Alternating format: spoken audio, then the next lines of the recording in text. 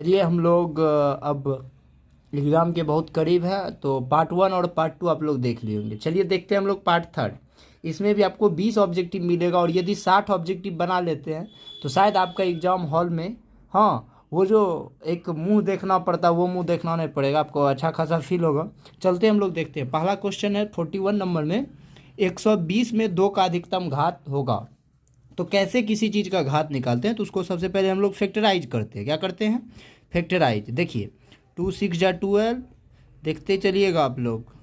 30, 2 से 15, 3 से 5, यानी छोटे डिजिट से लगाते चलते हैं। देखिए पहले इसको एक बार हम लोग लिख लेंगे। बचपन में आप लोग देखे होंगे ऐसे ऐसे सवाल, कई ऐसे सवाल को देखे होंगे। चलिए तो देखते हैं किसका घात पूछ रहा है बाबू, 2 का। तो 2 कै बार आया? 1 2 3।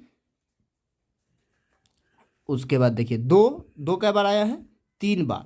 तो इसका 2 का अधिकतम घात कितना हो जाएगा? 3 हो जाएगा।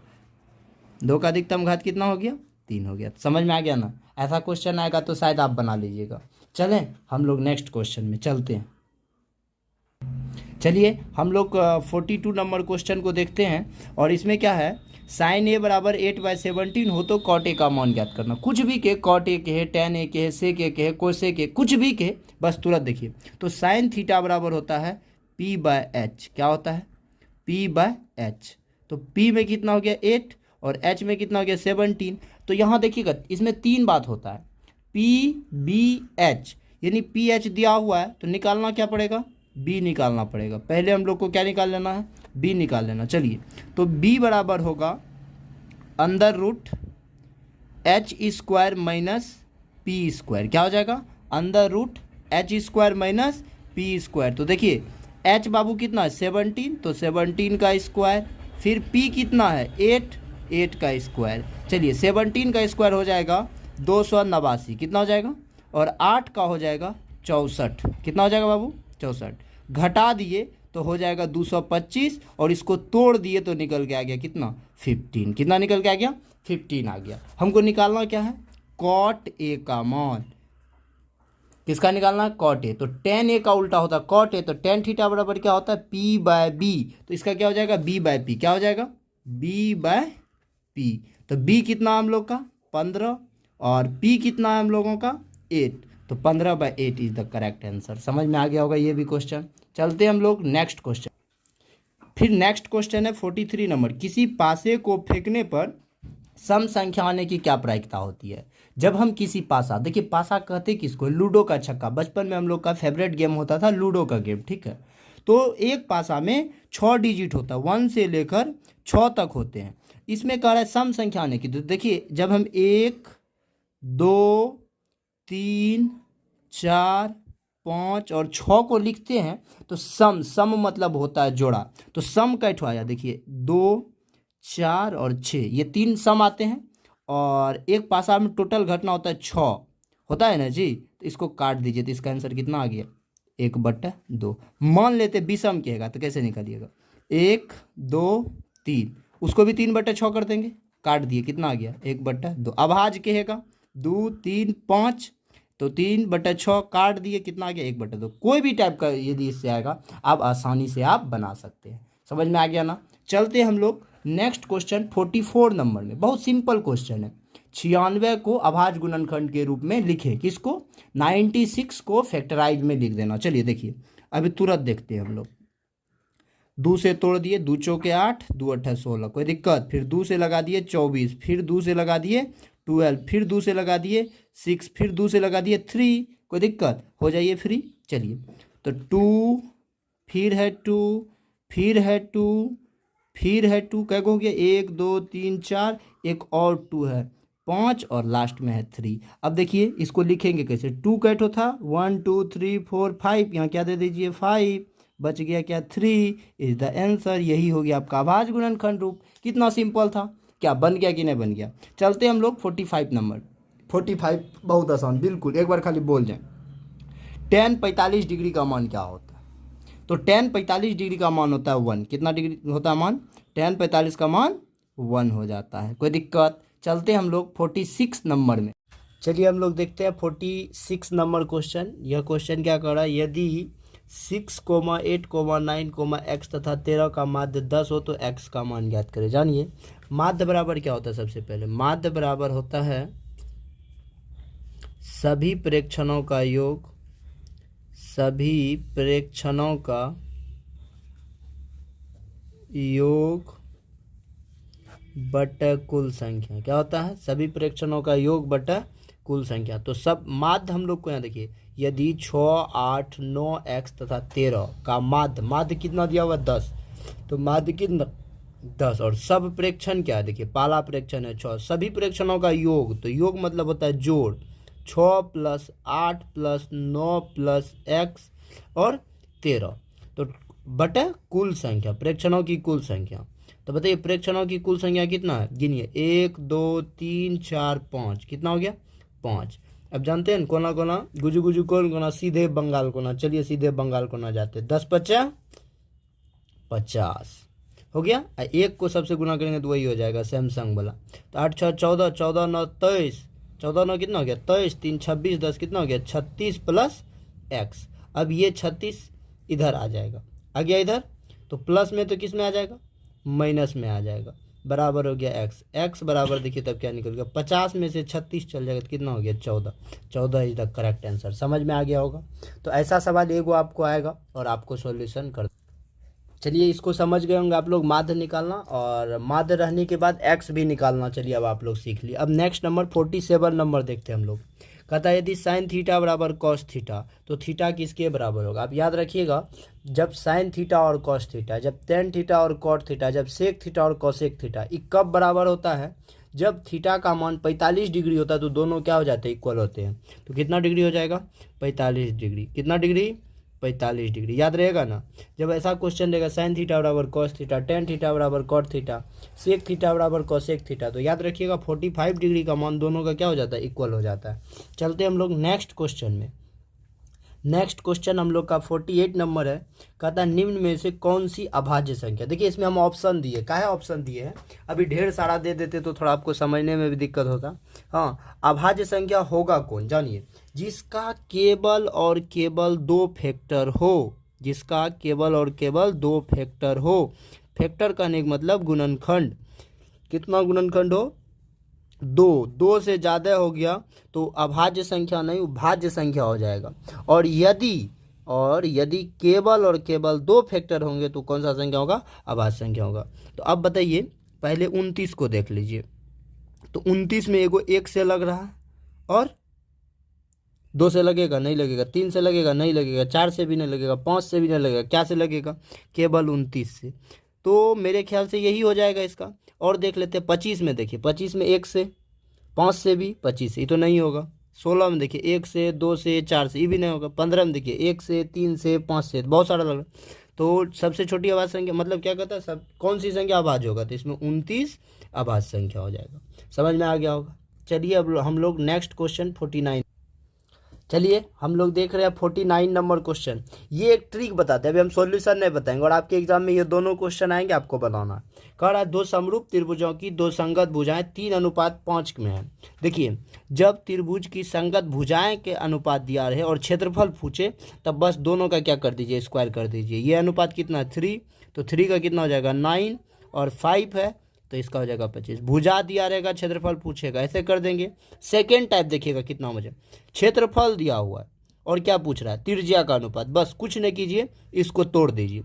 तो 4 का स्क्वायर यदि तोड़ देंगे तो कितना हो जाएगा 2 बन जाएगा, और 1 तो 1 ही रहता है। समझ में आ गया ना। क्षेत्रफल रहेगा, त्रिज्या पूछेगा, और भुजा तुजा जो भी रहे और क्षेत्रफल पूछ देगा तो उसका क्या कर देना, स्क्वायर कर देना। ये दोनों सवाल। आगे सॉल्यूशन यदि देखना चाहते हैं तो नेक्स्ट में हम दिखा देंगे, लेकिन अभी बस जानिए काहे कि कल आपको ऑब्जेक्टिव क्लियर करना है, तो ट्रिक ही बेटर रहेगा। सॉल्यूशन थोड़ा कम भी हो तो कोई दिक्कत नहीं है। चलिए हम लोग देखते हैं 51 नंबर क्वेश्चन, और ये भी क्वेश्चन बहुत ही इंपॉर्टेंट है, आएंगे ही आएंगे। किसी बिंदु की y अक्ष से दूरी उस बिंदु का क्या कहलाता है।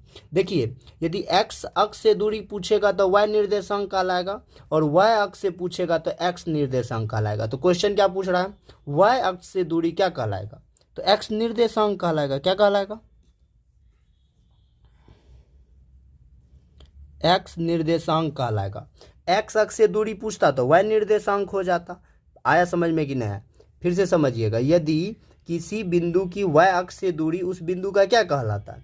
याद रखिएगा, x अक्ष से पूछेगा तो y निर्देशांक, और y अक्ष से पूछेगा तो x निर्देशांक। कोई दिक्कत है क्या, जरा सा भी। चलिए अब हम लोग देखेंगे 52 नंबर।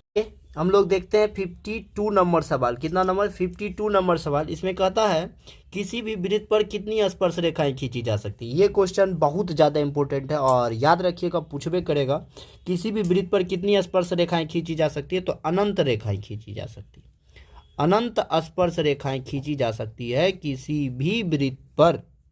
कितना, किसी भी। फिर देखिए एक ऑप्शन वाला आपको सवाल दिया है। ऐसा क्यों दिया है जानिएगा, क्योंकि सेम क्वेश्चन यही पूछता है। किसी भी घटना की प्रायिकता नहीं होती है, तो इसमें से किसकी घटना की प्रायिकता नहीं होगी। याद रखिएगा, प्रायिकता का न्यूनतम मान 0 होता है। प्रायिकता का न्यूनतम मान कितना होता है और अधिकतम मान कितना होता है, 1 होता है। प्रायिकता का न्यूनतम मान 0, अधिकतम मान कितना, 1। अब समझिए, इस दोनों के बीच मैक्सिमम, मिनिमम और मैक्सिमम के बीच जो होगा वो प्रायिकता का मान होगा। इससे बाहर जो होगा वह नहीं होगा। बताइए, 1 तो मैक्सिमम आता है, 0.1 0 और 1 के बीच में होगा ना। क्या -7 0 और 7 के बीच में आ रहा है, नहीं ना आ रहा है, यह प्रायिकता का मान नहीं होगा। ये भी तो 0.2 आएगा ना 0 और 1 के बीच में। तो समझ गए ना, ऐसा क्वेश्चन आएगा तो आप आसानी पूर्वक उसको बना लीजिएगा। ठीक है, चलते हैं हम लोग। अब हम लोग देखते हैं 54 नंबर। कितना नंबर देखते हैं, 54 नंबर देखते हैं। और देखिए बहुत सिंपल क्वेश्चन, ऐसा क्वेश्चन कभी कभी पूछ देता है, पूछेगा तो आपको बना देना, क्या दिक्कत है।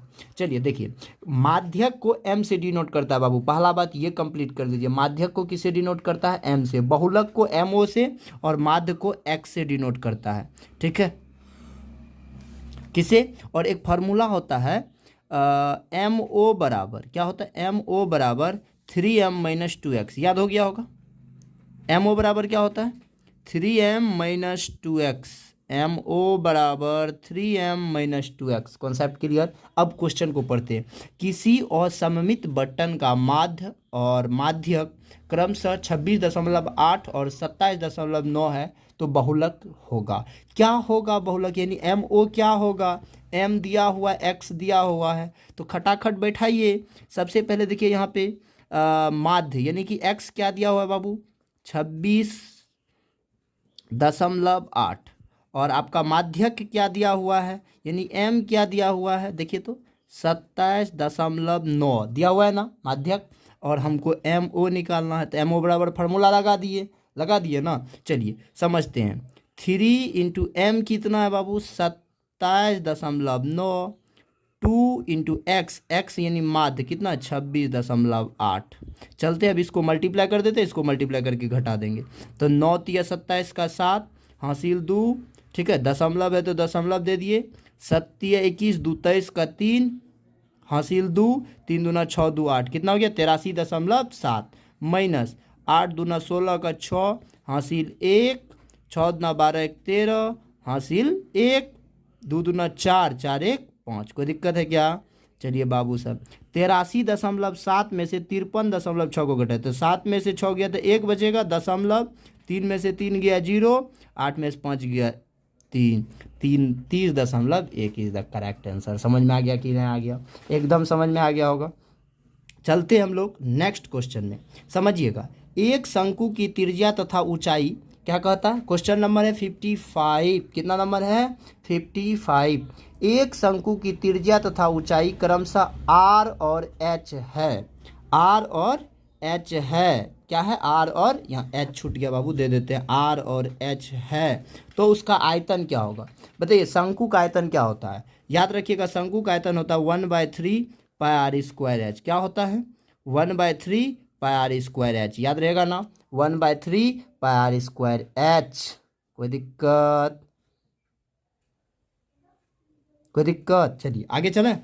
56 नंबर में, बाह्य बिंदु से वृत्त पर खींची गई स्पर्श रेखा की लंबाई क्या होती है। बहुत इंपॉर्टेंट क्वेश्चन है, याद रखिएगा। बाह्य बिंदु से जब भी किसी वृत्त पर स्पर्श रेखा खींचते हैं तो दोनों का लंबाई जो होता है समान होता है। क्या होता है, समान होता है। क्या होता है, समान। क्लियर। फिर नेक्स्ट क्वेश्चन देखिए 57 नंबर, दो वृत्त सर्वांग सम होगी कब। दो वृत्त सर्वांग कब होती है? जब उसकी त्रिज्या आपस में क्या हो जाती है? बराबर हो जाती है। दो वृत्त सर्वांग कब होगा? जब उसका त्रिज्या आपस में बराबर होगा। कोई दिक्कत? जैसे कि मान लेते हैं एक वृत्त है, इसका त्रिज्या 2 सेंटीमीटर है और यह वृत्त है, इसका भी त्रिज्या 2 सेंटीमीटर, तो दोनों वृत्त आपस में क्या हो जाएंगे? सर्वांग होंगे। कोई दिक्कत बाबू साहब? चलिए नेक्स्ट क्वेश्चन, साइन 30 डिग्री का मान क्या होता है? ये आप लोग कमेंट में लिख दीजिएगा तो होगा। एक काम कीजिएगा, इसको आप लोग कमेंट में लिख दीजिएगा, हम ही लिख दें। चलिए हम ही लिख देते हैं। साइन 30 डिग्री का मान होता है 1/2। क्या होता है? 1/2। Concept clear? चलते हम लोग नेक्स्ट। 58 हो गया, 59। चलिए हम लोग देखते हैं 59 नंबर। कौन बहुपद नहीं है? इसमें सेलेक्ट करना है जो बहुपद नहीं है। आप याद रखिएगा, बहुपद होने के लिए सबसे बड़ा बहुपद, और बढ़िया बहु होने के लिए कुछ तो बाबू करना पड़ता है ना। तो चर का मैक्सिमम घात जो भी रहे, लेकिन वो पॉजिटिव में रहे। किस में रहे? निगेटिव यदि चर का घात हो गया वो कभी भी बहुपद नहीं होगा। समझिए, यहाँ x का पावर 2 है, ये तो पॉजिटिव में है ना। यहाँ x का पावर नहीं कुछ है तो 1 है, लेकिन किस में है? पॉजिटिव है, तो ये तो बहुपद होगा। सिंपल सा बात है, कोई दिक्कत? चलते दूसरा। यहाँ देखिए, ये भी पॉजिटिव में है, ये भी पॉजिटिव में है, ये भी ये भी बहुपद होगा। कोई दिक्कत है क्या? अब देखिए रे नूनू सब, चिल्का सब, यहाँ देख x प्लस, जैसने इसको उल्टेंगे नूनू तो ये हो जाएगा x का पावर -1। अब बताओ चर का घात क्या हो गया? निगेटिव हो गया ना, तो यही बहुपद नहीं होगा। समझ में आ गया कि नहीं आ गया? Concept clear? एक को जरा सा दिक्कत है। देखो यहाँ क्वेश्चन से थोड़ा सा याद रखना, यहाँ पे जो था ना, यहाँ माइनस लगा हुआ था। क्या लगा हुआ था? छूट गया था तभी, ना तो तुम लोग दिखेगा ये आगे पीछे। ठीक है, तो ये बहुपद क्या होंगे? नहीं होंगे। नेक्स्ट क्वेश्चन में आप लोग चलते हैं। चलिए, और आज के लिए लास्ट क्वेश्चन, और आपके एग्जाम बोर्ड के लिए भी लास्ट क्वेश्चन। याद रखिएगा, एक द्विघात बहुपद के मूलों के योगफल तथा गुणनफल, यानी मूलों का योग कहते हैं अल्फा प्लस बीटा को। किसको कहते हैं? Alpha plus beta. और अल्फा प्लस बीटा बराबर दिया हुआ है 2 तथा गुणनफल -15 है। तो अल्फा इंटू बीटा कितना दिया हुआ बाबू? -15। तो द्विघात बहुपद क्या होगा? द्विघात बहुपद लिखने का सूत्र होता है x² minus alpha plus beta into x plus alpha into beta. याद रहा? द्विघात बहुपद लिखने का सूत्र याद हुआ? x² minus alpha plus beta into x plus alpha into beta. Concept clear? चलिए देख लेते हैं। x² minus alpha plus beta बाबू कितना है? देखो तो 2 into x plus alpha into beta कितना है? -15। कोई दिक्कत? तो देख लीजिए, x² माइनस 2 गुना x 2x अब प्लस माइनस -15 इज द बहुपद, योर बहुपद। Concept clear? हमको लग रहा है आप 60 क्वेश्चन यदि बनाइएगा तो आपको एग्जाम हॉल में जरा सा भी डरना नहीं पड़ेगा। धन्यवाद। आप लोग आसानी से बनाइएगा, और 60 क्वेश्चन बनाने के बाद मेरा गारंटी आप 50 क्वेश्चन वहाँ से आसानी पूर्वक बना के आ पाइएगा। आप भी बनाइए, दूसरों को भी बनाने के लिए प्रेरित करें, क्योंकि कल पास हो जाएगा तो आपका कम से कम कुछ ना ले, कम से कम दुआ तो देगा। देखो सामने में कोई किसी को दुआ नहीं देता, पीठ पिछाड़े वो था तो हम पास कर गए।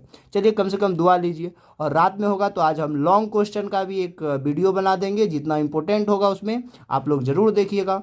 फिर मिलेंगे हम लोग नेक्स्ट सब्जेक्ट के साथ, तब तक के लिए बाय बाय।